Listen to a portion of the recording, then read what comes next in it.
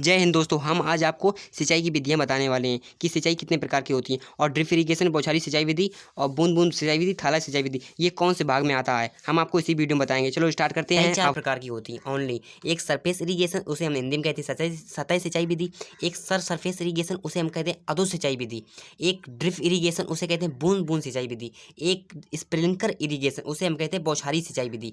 सबसे first number पे surface irrigation, सतह सिंचाई विधि। सतह सिंचाई विधि क्या है? देखो, सतह सिंचाई विधि वह विधि है जिसे हम भूमि के ऊपर से पानी मतलब कि दोस्तों जितने भी हम लोग पानी देते हैं, हर कोई देखो फलों में पानी देते हैं, आम में है ना, और गेहूं में पानी देते हैं, धान पानी देते हैं, भिंडी में पानी देते हैं, जितने भी फल और फूलों में या फिर सब्जियों में पानी देते हैं, समझ गए, उसे ही हम, जैसा कि सर आप देख रहे हैं, ये सरफेस इरिगेशन सतह सिंचाई विधि का ही एक पार्ट है। सतह सिंचाई विधि में कई पार्ट आते हैं। ड्रिप इरिगेशन, बूंद बूंद सिंचाई, हम आप बौछारी सिंचाई, और एक जो फलों में सिंचाई करते हैं थाला विधि सिंचाई, हम आपको अभी उसके बारे में बताएंगे। ये सरफेस इरिगेशन का ही पार्ट है।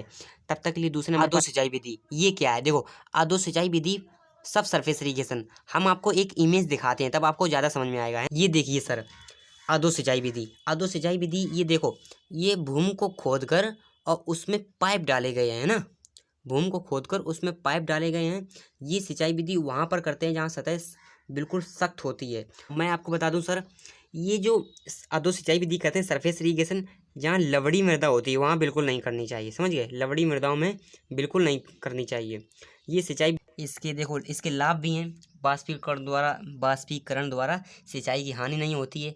कम सिंचाई में ज़्यादा लोग सिंचाई कर सकते हैं, ज़्यादा पौधों को पानी लगा सकते हैं। ये देखिए आप, बिल्कुल ज़मीन को भीतर से पाइप डालकर सिंचाई करते हैं, समझ गए? इसमें खर्चा ज़्यादा आता है ना, वही ज़्यादा प्रयोग करते हैं। बड़े बड़े किसान लोग जो होते हैं वो ज़्यादा इस सिंचाई का प्रयोग करते हैं। और मैं आपको बता दूं, इसकी जो यूज एफिशिएंसी होती है 30 से 40%।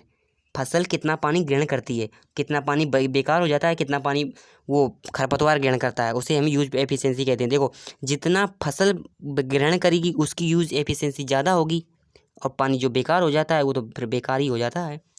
दूसरे नंबर पर आते हैं। अब हम लोग आते हैं तीसरे नंबर पर, बूंद बूंद सिंचाई, उसे कहते हैं ड्रिप इरिगेशन, समझ गए?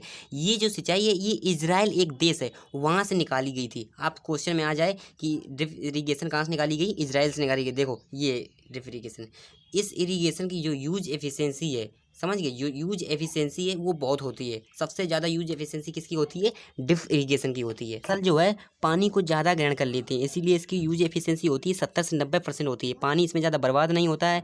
इसकी जो प्रचलन अभी भारत में कम है, आने वाले 10-15 सालों में ज़्यादा हो जाएगा। बता दूं सर, जो आप ये इमेज देख रहे हैं ये क्या है, कौन सी विधि है, बताइएगा कमेंट में ज़रूर। ये बौछारी सिंचाई विधि, स्प्रिंकलर इरिगेशन, इसे हम एरियल मेथड भी कह देते हैं ना। और ये जो सिंचाई विधि आप देख रहे होंगे कि जो फसल है, जो देखो, ये जो आप फसल है ये फसल से ऊपर है। जैसे कि आप गन्ने में ये यूज नहीं कर सकते, समझ गए? गन्ने में ये यूज नहीं कर सकते। जो फसल बिल्कुल छोटी होती है उसमें ही हम यूज़ कर सकते हैं स्प्रिंकलर बौछारी सिंचाई विधि। इसमें भी खर्चा ज़्यादा आता है, सही है, ये भी अच्छी है स्प्रिंकलर मेथड। दोस्तों, सिंचाई की 4 विधियाँ, सतह सिंचाई विधि, अधो सिंचाई विधि, बूंद बूंद सिंचाई विधि, बौछारी सिंचाई विधि, हमने आपको बता दी हैं। और जो एक सतह सिंचाई विधि है, इनके कई भागों में बांटा गया है। फ्लोडिंग है ना, check basin, ring method, contour flow method, ये हम आपको नेक्स्ट